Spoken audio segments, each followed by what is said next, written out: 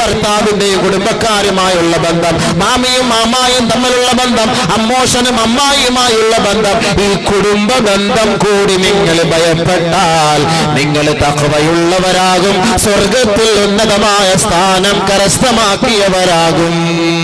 അതുകൊണ്ട് എന്നെ മാത്രം ഭയപ്പെട്ടാൽ പോരാ, വൽ അർഹാം, സ്നേഹബന്ധം കുടുംബബന്ധം കൂടി നിങ്ങൾ ഭയപ്പെടണമേ, ഭയപ്പെടണമേ മാനവ സമൂഹമേ, എങ്കിൽ മാത്രമേ നിങ്ങൾക്ക് രക്ഷയുള്ളൂ. ഖുർആൻ. ഇവിടെ നമ്മൾ തോറ്റുപോയി,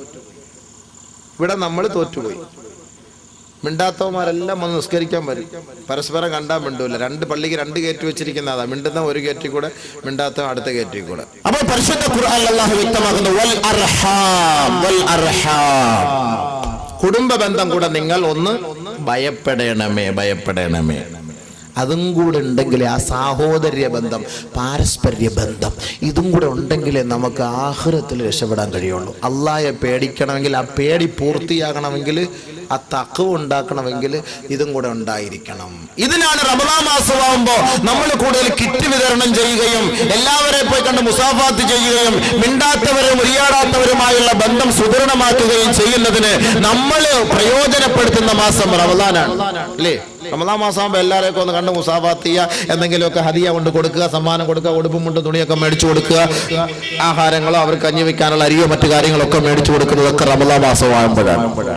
കാരണം എന്താ? റമദാൻ ആവുമ്പോൾ ഇവരുടെയൊക്കെ ഹൃദയം ഒന്ന് അലിയും. ബാക്കിയുള്ള സമയം പോലെയല്ല, പിരിവുകാര് കൂടുന്ന മാസമാണ് റമദാനിന്റെ മാസം. കാരണം എന്താ? ഏത് കൊടുക്കാത്തവന് റമദാൻ മാസമാകുമ്പോ എന്നാ ഒന്ന് കൊടുത്തേക്കാം എന്ന് പറഞ്ഞു കൊടുക്കും. ഏത് നമസ്കരിക്കാത്തവനും റമദാൻ ആവുമ്പോൾ നമസ്കരിക്കാൻ തയ്യാറാകും. ഏത് സക്കാത്ത് കൊടുക്കാത്തവനും റമദാനിന്റെ മാസമാകുമ്പോൾ ഈ കണക്കുകളെല്ലാം കൂടെ കൂട്ടിയിട്ട് സക്കാത്ത് കൊടുക്കാൻ തയ്യാറാകും. ഏത് ഹറാമ് ചെയ്യുന്നവനും റമദാൻ മാസമാകുമ്പോൾ ആ ഹറാമിൽ നിന്ന് ലീവ് എടുക്കും, അല്ലേ? ശരിയല്ലേ? വെള്ളം അടിക്കുന്നവൻ ബിവറേജസ് കോർപ്പറേഷനിൽ നിങ്ങൾ കണക്ക് നോക്കിക്കോളി, പോയി ചോദിച്ചോളി. ഷഅബാൻ മാസത്തിലെ കണക്കും റമദാൻ മാസത്തിലെ കണക്കും അവിടെ ഇരിക്കുന്നവരുമായിട്ടൊക്കെ നമ്മുടെ സുഹൃത്തുക്കളൊക്കെ ആയിരിക്കും ചിലപ്പോൾ ഒന്ന് ബന്ധപ്പെട്ട് നോക്കി. ഓരോ മുസ്ലിം കേന്ദ്രങ്ങളിലെ ബിവറേജസ് കോർപ്പറേഷനിൽ നിങ്ങൾ പോയിട്ടൊന്ന് കണക്ക് ചോദിക്കും. ഷഅബാൻ മാസത്തിലെ കണക്കും റമദാൻ മാസത്തിലെ കണക്കും അതേപോലെ പെരുന്നാളിന്റെ വൈകിട്ടുള്ള കണക്കും ഒന്ന് ചോദിച്ചു നോക്കി. വേരിയേഷൻ സംഭവിക്കുമ്പോൾ മനസ്സിലാക്കാം ഇതിന്റെ പിന്നിൽ പ്രവർത്തിക്കുന്നത് ആരെ. 27 കഴിയണം. അവ ബിവറേജസ് ഇരിക്കുന്നവരെന്ന് പറയാ, 27 കഴിഞ്ഞാൽ മാത്രമേ ഞങ്ങൾക്ക് എന്തെങ്കിലും കാശ് കിട്ടുള്ളൂ. 27-ാം രാവ് കഴിയണം. 27-ന്റെ അന്ന് പള്ളിയിൽ വന്ന് ഒരു തൗബ ചെയ്ത് എല്ലാവരും കണ്ണൊക്കെ അടച്ച് ലൈറ്റൊക്കെ അടച്ച് ദുആക്കെ ചെയ്തിട്ട് തിരിച്ചു പോയാൽ ഇവൻ കരുതുന്നത് എന്താ?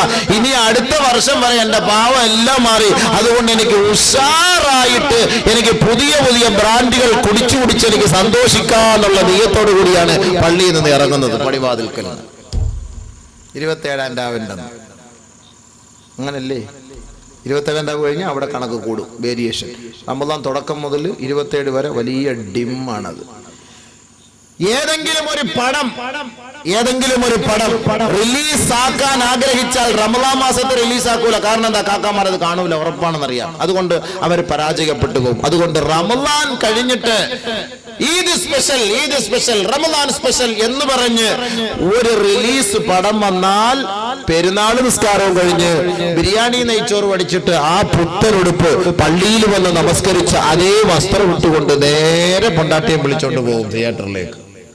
പെരുന്നാൾ ആഘോഷം. കോളേജിനകത്ത് വലിയ വലിയ വണ്ടിയിലും പോകും. ആയത്തെക്കുറിച്ച് ഫ്രണ്ട് ഇട്ടേക്കും, ആയത്തെക്കുറിച്ച് കാറിനകത്ത്. അത് തിയേറ്ററിന്റെ ഫ്രണ്ടിൽ കൊണ്ട് അവിടെ ഇടും. ആയത്തെക്കുറിച്ച് ഇങ്ങനെ ആടിക്കൊണ്ടേയിരിക്കും, ബർക്കത്ത് കിട്ടാൻ വേണ്ടി വരുന്നവരെ. വാഹനത്തിൽ തവക്കൽതു അലല്ലാഹ് എന്ന് പറഞ്ഞിട്ട് വലിയ ഒരു ബോർഡ് എഴുതിയാനകത്ത് ഒട്ടിച്ചിരിക്കും, ഒരു സ്റ്റിക്കർ ഒട്ടിച്ചിരിക്കും. ഇതും കൊണ്ടാണ് നേരെ കൊണ്ട് ട്രെയിൻ കാണാൻ കയറുന്നത്, ബോംബെ കാണാൻ കയറുന്നത്. പരിശുദ്ധ അള്ളാഹുവിന്റെ ആയത്തുകൾ ഇപ്പൊ പുതിയൊരു സിസ്റ്റം ഇറങ്ങിയിട്ടുണ്ട്. മാഷാ അല്ലാഹ് തബാറക്കല്ലാഹ്, വണ്ടിയുടെ ഫ്രണ്ടിലും ബാക്കിലും. ഇതൊക്കെ എഴുതി വെക്കാൻ വേണ്ടിട്ട് കിട്ടിയ സ്ഥലങ്ങളാണ് ഇതൊക്കെ. മാഷാ അല്ലാഹ് തബാറക്കല്ലാഹ്. അപ്പൊ ഇത് എഴുതിയിട്ട് നേരെ കൊണ്ടുപോയിരുന്ന എവിടെ? തിയേറ്ററിനകത്ത് അല്ലെങ്കിൽ ബിവറേജസിന്റെ ഫ്രണ്ടില്. ഇസ്ലാമിന് നാണക്കേട് ഉണ്ടാക്കുകയല്ലേ ഈ നാമങ്ങളൊക്കെ എഴുതി ഉച്ചരിച്ചിട്ട്? പരദ ഇട്ടുകൊണ്ട് എത്ര പെണ്ണുങ്ങളാണ് കൊല്ലം തിയേറ്ററുകളിൽ വരുന്നത്, പരദ ഇട്ടുകൊണ്ട്. ബഹുമാനമുള്ള സഹോദരങ്ങളെ, അവസാനത്തെ ഷോ, സെക്കൻഡ് ഷോ അല്ലയോ, അവസാനത്തെ ഷോയ്ക്ക് പറയുക സെക്കൻഡ് ഷോ, ലാസ്റ്റ്. അപ്പൊ ആരും കാണൂലല്ലോ, എല്ലാരും ബർദായിട്ടുകൊണ്ട് തിയേറ്ററിന്റെ ഫ്രണ്ടിൽ വണ്ടി അടക്കം ആയത്തെക്കുറിച്ച് നാടിക്കൊണ്ടിരിക്കും. ബഹുമാനമുള്ള മുഅ്മിനീങ്ങളെ, ഇസ്ലാമിന് നാണക്കേട് ഉണ്ടാക്കുന്നു. ഇവര് പോയി നമസ്കരിക്കുന്നു. വല്ലാഹി സത്യം, ഇവർ മുനാഫിക്കീങ്ങളാണ്. ഈ നമസ്കാരം അല്ലാഹ് എന്തിന്?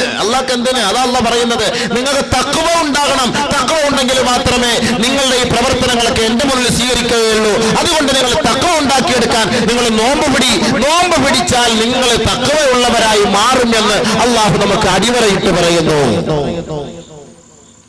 വേറെ ഒരു കാര്യത്തിലൂടെ നമുക്ക് തഖ്വ ഉണ്ടാക്കിയെടുക്കാൻ പറ്റില്ല. നമസ്കാരത്തിൽ നമുക്ക് തഖ്വ ഉണ്ടാക്കിയെടുക്കാൻ ആരെങ്കിലും വാദിക്കാൻ പറ്റുമോ? നമസ്കാരത്തിലൂടെ നമുക്ക് തഖ്വ ഉണ്ടാക്കിയെടുക്കാൻ പറ്റൂല. തഖ്വ ഉള്ളവരുടെ ജോലിയാണ് നമസ്കാരം. നമസ്കാരത്തിലൂടെ തഖ്വ ഉണ്ടാക്കിയെടുക്കാൻ കഴിയുമായിരുന്നുവെങ്കിൽ ഇന്ന് ഈ നാട്ടിലുള്ള സഹോദരങ്ങളൊക്കെ പള്ളികൾ കൊണ്ട് നിറയുമായിരുന്നു, സഫുകളിൽ അണിനിരക്കുമായിരുന്നു. എത്രയെത്ര ചെറുപ്പക്കാരായ സഹോദരങ്ങൾ, എത്രയെത്ര ചെറുപ്പക്കാരികളായ സഹോദരിമാർ അവരുടെ വീടുകളിൽ നമസ്കാരത്തിന്റെ സമയമാകുമ്പോൾ സിനിമാ തിയേറ്ററിനെ പോലും തോൽപ്പിക്കുന്ന തരത്തിലുള്ള അശ്ലീലങ്ങളും കണ്ടുകൊണ്ട് രസിച്ചുകൊണ്ടിരിക്കുന്നു. കുഞ്ഞുമക്കളെ അടക്കം മടിയിലെടുത്ത് വെച്ച് ഭക്ഷണം വാരിക്കൊടുക്കുക, സിനിമാ സീരിയൽ കണ്ട് രസിക്കുകയും ചെയ്യുന്ന നാണം കെട്ട ഗതികേട് ഇന്ന് മുസ്ലിം കുടുംബത്തിൽ ഇവിടെ ഇന്ന് തകർന്ന് തരിപ്പണമായി കൊണ്ടിരിക്കുമ്പോൾ, മുസ്ലിം ചെറുപ്പക്കാർ പള്ളികളുടെ കവലകളിൽ സംസാരിച്ചു കൊണ്ടിരിക്കുമ്പോൾ കേവലം 2-3 എക്സ്പയർ കിളവന്മാരെയും വെച്ചിട്ട് പള്ളിയിലെ ഇമാമ നമസ്കരിക്കുകയാ. ചുറുചുറുക്കുള്ള ചോരത്തിളപ്പുള്ള ചെറുപ്പക്കാരെല്ലാം പള്ളിയുടെ മുന്നിൽ കവലയിൽ 250 മൊബൈലുമായി അവിടുത്തെ റിസർച്ചുമായി ഓരോ പെണ്ണിന്റെ അംഗലാവണ്യവും വിളമ്പിക്കൊണ്ട് അവിടുത്തെ ചർച്ച, ഇവിടുത്തെ ചർച്ച, അവിടുത്തെ ഇവിടുത്തെ നെറ്റ് എല്ലാം കൂടെ വരച്ച് അങ്ങനെ പള്ളിയുടെ കവലയിൽ ഇരിക്കുക. പള്ളിക്കകത്ത് മൂക്കി പഞ്ഞി വെക്കാറായ 2-3 കിളവന്മാര് മാത്രം. എന്നാ പള്ളി അങ്ങനല്ലേ? ചെറുപ്പക്കാർക്ക് സ്ഥാനമുണ്ടോ? പള്ളിയുമായിട്ട് ബന്ധമുണ്ടോ? എന്താ ഇതിന്റെ ഒക്കെ പിന്നില്? തഖ്വ എന്ന് പറയുന്ന സാധനമില്ല. തഖ്വ എന്ന് പറയുന്ന സാധനം ഇല്ലാത്തത് കൊണ്ടാണ്, അല്ലാഹയെ പേടിയില്ലാത്തത് കൊണ്ടാണ് ഇവരിങ്ങനെ കാണിക്കുന്നത്. അല്ലാഹയെ പേടി ഉണ്ടായിരുന്നെങ്കിൽ ഒരിക്കലും ഇങ്ങനെ ഇവർ ചെയ്യുമായിരുന്നില്ല. കേവലം മുസ്ലിം എന്ന ഒരു പേര് എന്റെ വാപ്പായും ഉപ്പപ്പായും ഈ മുസ്ലിം കുടുംബത്തിൽ ജനിച്ചത് കൊണ്ട് ഞാനും മുസ്ലിമായി മാറി എന്നല്ലാതെ അല്ലാഹ് ആരാണ്, റസൂൽ ആരാണ്, ഖുർആൻ എന്താ, ഹദീസ് എന്താ, ദീൻ എന്താ, ഖബർ എന്താ, ഇസ്രായേൽ ആരാ, മലക്കുൽ മൗത്ത് എന്താ, ഇതൊന്നും എനിക്കറിയില്ല. പണ്ടുപോലെ എന്റെ വാപ്പ ജുമാഅത്ത് നിസ്കരിക്കാൻ പോകുന്നു, അതുകൊണ്ട് ഞാനും പോകുന്നു. പണ്ടുപോലെ എന്റെ വാപ്പ 5 വഖ്ത് നിസ്കരിക്കാൻ പോകുന്നു, അതുകൊണ്ട് ഞാനും പോകുന്നു.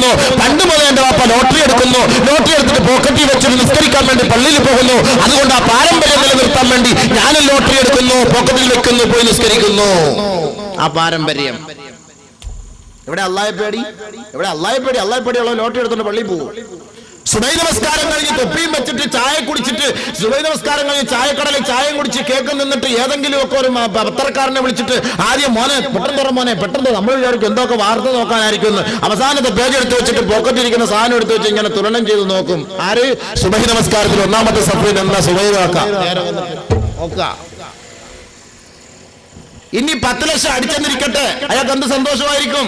ആ പൈസ കൊണ്ടല്ലേ തന്നെ മക്കൾക്ക് കൊടുക്കുക, ആ പൈസ കൊണ്ടല്ലേ ഉസ്താദന്മാർക്ക് ഹദിയ കൊടുക്കുക, ആ പൈസ കൊണ്ടല്ലേ മറ്റെന്തെങ്കിലും സദഖയുമായി ബന്ധപ്പെട്ട കാര്യങ്ങൾ ചെയ്യുക. നമസ്കാരത്തിന് കുറവുണ്ടോ? ഒരു കുറവുമില്ല. ലോട്ടറി എടുക്കുമ്പോഴേ നിയത്ത് ചെയ്തേക്കും, പഠിച്ചവനെ റബ്ബേ അല്ലാഹുവിൽ അടിച്ചു കഴിഞ്ഞാൽ ഈ പള്ളിയുടെ കാണിക്ക വഞ്ചിക്ക് പെയിന്റ് ഞാൻ അടിച്ചു കൊടുത്തേക്കാൻ പഠിച്ച തമ്പുരാനെ. ലോട്ടറി എടുക്കുമ്പോഴേ നിയത്ത് ചെയ്യും. അതങ്ങാനല്ല പൊട്ടക്കണ്ണ മാവ് അറിഞ്ഞ പോലെ അടിച്ചാൽ അയാൾ ആ പൈസയും കൊണ്ടുവരും. കമ്മിറ്റിക്കാർ നോക്കിയിരിക്കുക, പെട്ടെന്ന് കാശ് അത് എവിടുന്ന് വന്നാലും അവർക്കത് പ്രശ്നമില്ല. കാശിഞ്ഞ് വരട്ടെ. ഇവിടെ കാശില്ലാതെ ഇവിടെ കുറെ നാളെ പെയിന്റ് അടിക്കാതെ കിടക്കാൻ, നീ കാശ് കൊണ്ടുപോവാ, നീ എവിടുന്ന് കൊണ്ടുപോകും, നമുക്ക് എന്തുകൊണ്ട്? നമുക്ക് പ്രശ്നം അതാണ്. തഖ്വയില്ല. തഖ്വയുള്ളവനായിരുന്നുവെങ്കിൽ സ്വന്തം അയൽപക്ക ബന്ധം അവൻ സുദൃഢമാക്കുമായിരുന്നു. സുഹൃത്തിനെ കാണുമ്പോൾ സലാം ചൊല്ലുമായിരുന്നു, കൂട്ടുകാരനെ കാണുമ്പോൾ കൈ കൊടുക്കുമായിരുന്നു, കൊച്ചാപ്പടെ മൂത്താപ്പടെ മക്കളെ കാണുമ്പോൾ അവന്റെ ബന്ധം അവൻ രൂഢമൂലമാക്കുമായിരുന്നു. ഇതൊന്നും ഇന്ന് നമ്മുടെ നാട്ടിൽ നടപ്പില്ല. പരസ്പരം കൊഞ്ഞണം കുത്തുകയും കളിയാക്കുകയും പരിഹസിക്കുകയും, ഒരുത്തൻ മൈക്ക് വെച്ചിട്ടുമ്പോൾ അടുത്തവന്റെ പിന്നിൽ മൈക്ക് വെച്ചിട്ട്, ഒരുത്തൻ നോട്ടീസ് ഇറക്കുമ്പോൾ അടുത്തവനെതിരെ നോട്ടീസ് ഇറക്കുക, ഒരുത്തൻ പരിഹസിക്കുമ്പോൾ അതിനെതിരെ ഒരുത്തൻ പരിഹസിക്കുക. ഇതാണ് നമ്മുടെ നാട്ടിൽ നടക്കുന്ന ശൈലി. ഇത് തഖ്വ ഉണ്ടെങ്കിൽ ഇതൊന്നും നടക്കൂല. അതുകൊണ്ട് അല്ലാഹ് പറയുന്ന ആ ബന്ധം കൂടെ നിങ്ങളൊന്ന് പേടിയില്ലേ. ബഹുമാനപ്പെട്ട നബിയുനാ റസൂലുള്ളാഹി സ്വല്ലല്ലാഹു അലൈഹി വസല്ലമ തങ്ങൾ പറയുന്നു, തുറദുൽ അഅമാലു ഫീ കുല്ലി ജുമഅത്തിൻ മറത്തൈൻ. എല്ലാ ദിവസവും എല്ലാ ആഴ്ചയിലും 2 പ്രാവശ്യം, 2 ദിവസമായി 2 പ്രാവശ്യം അല്ലാഹുവിന്റെ ദർബാറിൽ ഒരു മനുഷ്യന്റെ ഇബാദത്തുകൾ, അവൻ ചെയ്ത കർമ്മങ്ങൾ അല്ലാഹുവിന്റെ അടുക്കൽ കാണിക്കപ്പെടുമത്രേ. നമ്മുടെ അമലുകളൊക്കെ എല്ലാ ആഴ്ചയിലും 2 ദിവസം അള്ളാഹ് എടുക്കുക. ഇത് അബൂബക്കറിന്റെ പണി, ഇത് അബൂബക്കർ ചെയ്തത്, ഇത് ഇന്നാളെ ചെയ്തത്, ഇത് ഇന്നാളെ ചെയ്തത്, ഇത് ഇന്നാളെ ചെയ്തത്, ഇത് ഇന്നാളെ അള്ളാഹ് കാണിച്ചു കൊടുക്കും. അള്ളാഹിന്റെ അടുക്കൽ മലക്കൾ കാണിച്ചു കൊടുക്കും. എല്ലാ ആഴ്ചയിലും 2 പ്രാവശ്യം അള്ളാഹുവിന്റെ ദർബാറിൽ നാം ചെയ്യുന്ന കർമ്മങ്ങൾ കാണിച്ചു കൊടുക്കും അത്രേ.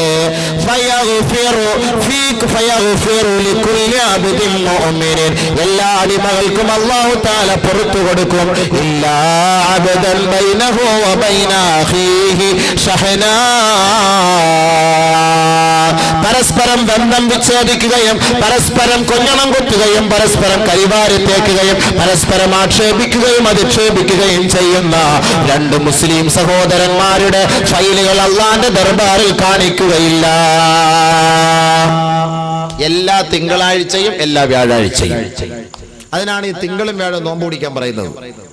തിങ്കളാഴ്ചയും വ്യാഴാഴ്ചയും നമ്മുടെ ഫയലുകൾ അള്ളാഹിന്റെ അടുക്കൽ കാണിക്കും. ഇന്നവൻ ചെയ്യുന്ന ജോലി ഇതാണ്. ചെറിയ ചെറിയ പാവങ്ങളൊക്കെ ആണെങ്കിൽ അള്ളാഹ് എന്ത് ചെയ്യും? ആ പുറത്ത് കൊടുത്തേരെ മലക്കളെ, അവനെ ഒന്നും ചെയ്യണ്ട, വിട്ടേരെ. അള്ളാഹ് എത്ര കാരുണ്യവാനാണ്. ഓരോ അടിമയ്ക്കും അല്ലാഹു തആല പുറത്തു കൊടുക്കുമത്രേ. പക്ഷേ ഒരു കൂട്ടർക്ക് പുറത്തു കൊടുക്കൂല. ഇല്ലാ ബിദൻ ബൈനഹു വബൈന അഖീഹി ശഹനാ. ഒരു സഹോദരൻ തന്റെ സഹോദരനുമായി, ഒരു ജ്യേഷ്ഠൻ തന്റെ അനുജനുമായി, ഒരു മൂത്താപ്പ തന്റെ കൊച്ചാപ്പയുമായി അവരുടെ കുടുംബ ബന്ധത്തിൽ അവർ വിച്ഛേദിച്ചു കഴിയുന്നവരാണെങ്കിൽ, സംസാരിക്കാതെ മിണ്ടാതെ ഉരിയാടാതെ കഴിയുന്നവരാണെങ്കിൽ, ഫയുഖാലു ലഹു, മലക്കിനോട് പറയപ്പെടുമത്രേ, ഉത്റുകൂ ഹാദൈൻ ഹത്താ യസ്തലിഹാ.